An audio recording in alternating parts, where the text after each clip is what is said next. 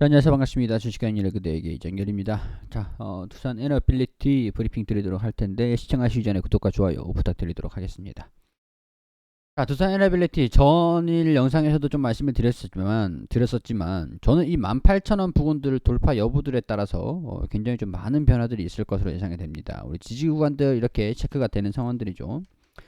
일단은 모멘텀들을 설명을 드리기 전에 지지 구간들을 우리가 체크를 좀 해본다라고 하면 여기 중요한 가격의 변곡점 딱 지금 여기에 있던 위치에 있죠. 돌파를 하느냐 이탈을 하느냐 많은 변화가 있을 겁니다. 상단 부분을 체크를 했을 때 하단 부분을 체크를 했을 때 이 정도 수준이라고 할 수가 있겠죠.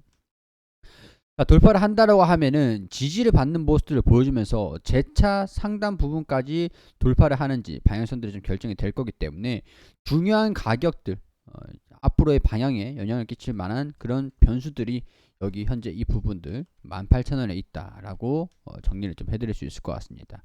딱 이 고점과 저점 부분의 절반 부분이에요. 여기 최대한 이제 고점을 25,000원 수준도 할 수 있겠고 12,500원, 15,000원 딱 이 수준에서 딱 절반 정도 수준의 위치에 있는 상황들이기 때문에 여기 이 부분들을 돌파를 하고 지지를 받느냐 아니면 이탈하고 돌파를 또 못하느냐 돌파를 못하고 다시 재공략에 나서느냐 약간 이런 부분들에서 전략적인 부분들이 많은 변화가 좀 있을 겁니다. 참고하셔가지고 돌파를 한다면 돌파한 그런 전략으로 이탈을 한다면 우리 지지구간들 하단에서 대응을 하는 그런 전략으로 잡아가시는 게 좋겠죠. 전략 세우시는데 참고하시길 바라고. 자, 이런 얘기들이 있습니다. 자, 체크를 해볼게요. 이전 기사입니다. 8월. 원전업계 이집트는 시작일 뿐 본게임은 체코, 사우디, 폴란드. 자, 아직까지 체코는 오래무중인 상태고 사우디 나와 있고 폴란드 그리고 이집트는 윤곽에 드러났습니다. 자, 이거 이제 내용들을 좀 보면 지난 8월 기사이기 때문에 자, 살펴볼게요. 이집트 그리고 폴란드, 체코, 사우디 그리고 루마니아까지 뭐 그리고 또 영국이라든가 등등등등 있는 상태인데 자 이집트 같은 경우에서는 러시아에서의 분할의 한전이 2차 사업자로 선정이 되면서 우리 뭐 두산 에너빌리티가 주기기를 공급하고 이렇게 좀 기자재 납품하고 이런 것들의 소식이 또 있었었죠. 폴란드 같은 경우에서는 정부 원전은 미국한테 갔고요. 그리고 민간 원전은 한국한테 야 니네 줄게 조금만 기다려줘 우리 미국한테 줬던 거 조금만 기다려줘 우리가 줄게 야 우리 방산하고 에너지하고 같이 좀 하기로 했잖아. 폴란드는 지금 방산하는 중요한 상황들이니까 미국한테 준 거를 가지고 한국한테 MOU를 하면서 야 민간 원전 이거는 정부 원전에 우리도 좀 눈치를 보자. 미국 우리 더 중요한 상황들이니까 너네가 이해를 해줘. 민간 원전은 우리가 한국 너네한테 줄게. 약속한다. 새끼손가락 걸고 약속 이렇게 해가지고 민간 원전은 한국에 주겠다. 아직까지 계약을 한 건 아닙니다. 자, 체코는 오리무 중인 상태인 거고 사우디는 이번에 17일에 방한을 하죠. 지금 오늘 저녁에 좀 방한 입국을 했다라는 얘기들이 좀 나오고 있는 상태인데 17일에 수소 그리고 뭐 전력 그리고 뭐 원전 뭐 이런 다양한 부분에서 건설 이런 부분에서 사우디가 지금 굉장히 핫한 상태입니다. 네옴시티하고도 네옴시티 그리고 5G도 있죠. 사우디 방한을 하면서 17일에 정상회담이 있으면서 결실이 나와야 돼요. 결실 원전을 하겠다 뭐 수소 같이 하겠다 네옴시티 뭐 원전 건설 이런 얘기들이 확실하게 계약을 하든가 말만으로 이렇게 끝나면은 사실 시장에 좀 그동안 반영이 된 게 있기 때문에 말만 했을 때는 좀 기대감들이 실망감으로 좀 바뀔 수가 있겠죠. 적어도 이제 원전이라든가 수소라든가 이 네옴시티 건설 이런 것들로 해서 이렇게 계약을 합시다. 추후에 실무자들하고 이 범위 안에서 우리가 네옴시티 이 정도니까 여기 이 범위 안에서는 한국이 좀 해주는 걸로 실무자들이 협상을 해가지고 진행합시다. 이렇게 얘기들이 좀 최소한 그 정도는 나와야 된다라는 것들이죠. 일단은 우리가 지금 두산 에너빌리티 같은 경우에서는 원전 사업에 대한 기대감들을 가지고 있고 수소 쪽으로도 나쁘진 않습니다. 수소 터빈 혹시라도 우리 수소 관련 있는데 야 니네 이제 우리 수소 쪽으로 친환경 쪽으로 가야 되는데 원전도 괜찮지만 원전을 가지고 수소를 생산하잖아. 수소를 생산하는 거 가지고 우리 터빈도 같이 좀 하자. 그러되면은 두산이 초대박 호재가 될 수가 있겠죠. 이런 소식들이 좀 나와줄지는 미지수긴 하지만 뭐 일단은 뭐 기대를 좀 해보는 걸로. 루마니아 같은 경우에는 부지 선정을 위해서 좀 입국을 했다라는 소식들도 나오면서 물밑 협상을 좀 하고 있다, 이런 얘기들이 좀 있는 상황입니다. 물밑 협상이 좀 어떻게 잘 될지 모르겠는데 일단은 이거는 좀 뒷전으로, 가장 중요한 거는 체코다, 사우디다 단기적으로. 자, 사우디에 대한 이 이슈에 따라서 18,000원을 돌파를 할 수 있을지 체크를 좀 해보는 그런 방향으로 가시면 될 것 같습니다.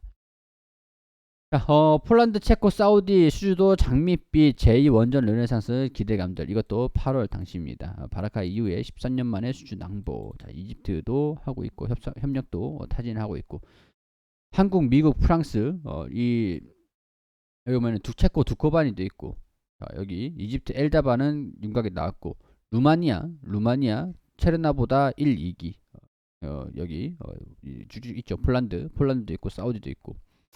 점점 이제 윤곽이 좀 나오는 모양새인 것 같긴 해요. 이것도 이제 보시면 될 것 같고. 자, 우크라이나 SMR 파일럿 프로젝트에 참여를 한다라는 소식들이 좀 있었습니다. 우크라이나 에너지 안보 목표 지원을 위해서 소형 모듈 원자력 파일럿 프로젝트에 참여 의향을 밝혔다. SMR이 이제 좀 소식이 좀 나와줘야 되는데, 한다 뭐 초도 호기 납품한다, 이게 지금 소식이 좀 뜸한 그런 상태입니다. 일단 온핸드 수준이니까 뉴스케일 파워하고 같이 좀 진행을 하는 것들, 이 프로젝트에서 청정 수소 생산을 위한 핵심적인 역할을 맡을 예정이다. 결국에 또 수소죠. 자, 수소 하면은 수소 터빈 아니겠습니까? 지금 가스하고 수소랑 혼소를 하면서 실증 단계에 있는 상황들인데, 수소 LNG, 가스죠. 혼합 연료를 사용하는 수소 복합 발전소 핵심 주기이다. 우리가 지금 열병합 발전소, 화력 발전소를 대체할 수 있는 게 유일한 게 터빈입니다. 수소 터빈. 연소기, 결국 이제 화력 발전을 하는 게 가스를 사용한다기보다는 수소로 사용을 할 수 있게끔 개발을 하고 있다.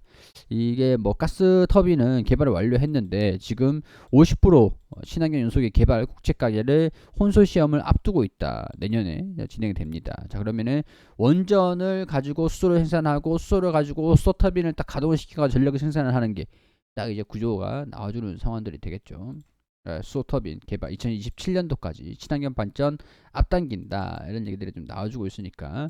자, 그리고 원전 프로젝트 진행을 뭐 차질이 없도록 만반의 준비를 해라 라면서 두산그룹 회장이 두산 에너빌리티 여기 창원에 있는 본사를 방문해 가지고 원자력 풍력 수산업 현장을 점검했다라고 합니다. 해상 풍력이 좀 아쉽긴 해요.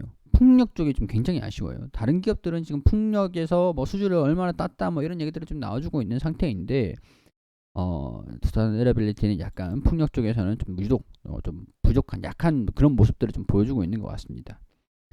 일단 100메가와트 규모로 추정되는 제주 한림 해상풍력에 공급한 5.5메가와트급 해상풍력 발전기 시작 현장과 내년 4월 국내 최초로 준공되는 수소 액화 플랜트 건설 현장을 살펴본 뒤 미래를 위한 준비한 회사의 차세대 에너지 사업들이 국가 에너지 수급에 기여할 수 있도록 차질 없이 진행하자라고 당부를 했다. 자, 수소 시행법도 수소 공급 의무화 비율이라든가 수소 생산 의무 뭐 이런 그런 것들이 12월에는 시행이 됩니다. 수소 개정법이 시행이 되는 것들인데 12월에 수소 개정법이 시행이 된다라고 하면은 이런 부분들도 충분히 수혜를 좀 받을 수 있는 상황들이 되겠죠.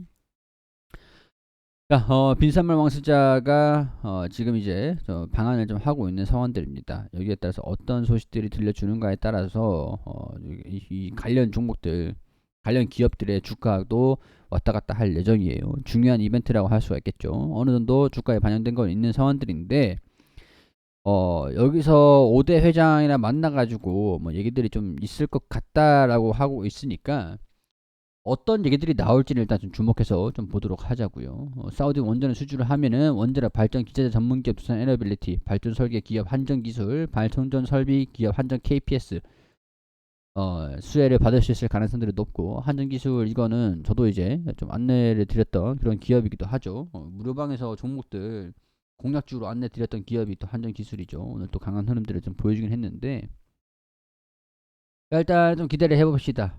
삼성물산, 현대건설, GS건설, 대우건설, 대형건설사들 비롯해서 스마트시티 국내 22곳이 함께했다. 자, 좀 기다려봅시다.